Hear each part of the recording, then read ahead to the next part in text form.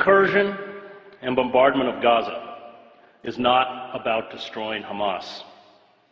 It is not about stopping rocket fire into Israel. It is not about achieving peace. The Israeli decision to rain death and destruction on Gaza, to use lethal weapons of the modern battlefield on a largely defenseless civilian population, is the final phase in the decades-long campaign to ethnically cleanse Palestinians. The assault on Gaza is about creating squalid, lawless, and impoverished ghettos in the West Bank and Gaza, where life for Palestinians will be barely sustainable. It is about building a series of ringed Palestinian enclaves where the Israeli military will have the ability to instantly shut off movement, food, medicine, and goods to perpetuate the misery. Privilege and power, especially military power, is a dangerous narcotic.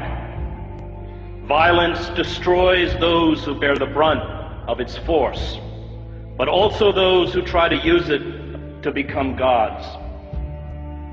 Israel uses sophisticated attack jets and naval vessels to bomb densely crowded refugee camps, schools, apartment blocks, mosques, and slums, to attack a population that has no air force, no air defense, no navy, no heavy weapons, no artillery units, no mechanized armor, no command and control, no army, and calls it a war. It is not a war. It is murder.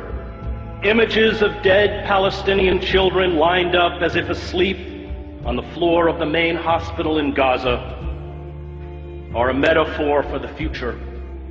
Israel will from now on speak to the Palestinians in the language of death.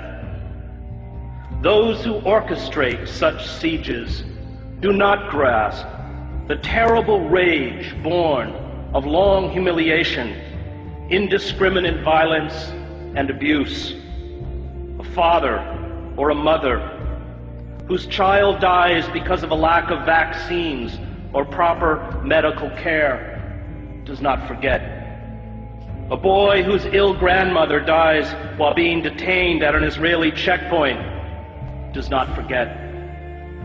Families who carry the broken bodies of their children to hospitals do not forget. All who endure humiliation, abuse, and the murder of those they love do not forget. This rage becomes a virus within those who eventually stumble out into the daylight. Is it any wonder that 71% of children interviewed at a school in Gaza recently said they wanted to be a martyr? The refusal by our political leaders, from Barack Obama to all but 5 members of Congress, to the major media, to speak out in defense of the rule of law and fundamental human rights exposes our cowardice and our hypocrisy. The public debate about the Gaza attack engages in the absurd pretense that it is Israel, not the Palestinians, whose security and dignity is being threatened. This blind defense of Israeli brutality towards the Palestinians is a betrayal of the memory of all those killed in other genocides in other times. The lesson of the Holocaust is not that Jews are special. It is not that Jews are unique. It is not that Jews are eternal victims. The lesson of the Holocaust is that when you have the capacity to halt genocide, and you do not, no matter who carries out that genocide or who it is directed against, you are culpable.